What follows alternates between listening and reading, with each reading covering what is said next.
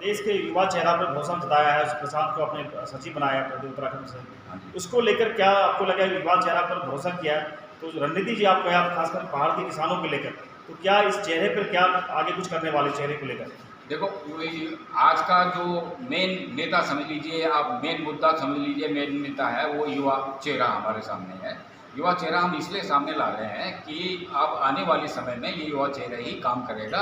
और पहाड़ का जो मुद्दा है, पहाड़ में कृषि इतना ज़्यादा नहीं है, बहुत कम है, बागवानी टाइप है, लेकिन प्लेन में जो अर्ध पहाड़ी क्षेत्र है वहाँ तो कृषि काफ़ी मजबूत है। जैसे आप उधम सिंह नगर है, वहाँ उधम सिंह नगर में काफ़ी काशीपुर है, ये रुद्रपुर है, तो ये इस क्षेत्र में बिजनौर है, ये आपका इधर हरिद्वार आ गया।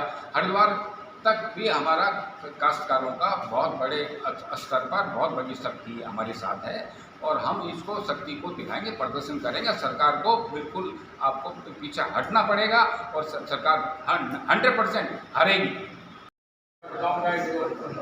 मैं मोबाइल पर भी व्हाट्सएप भी नहीं देता रहा कि भाई राष्ट्रीय गान को देख लेना अच्छी तरह से।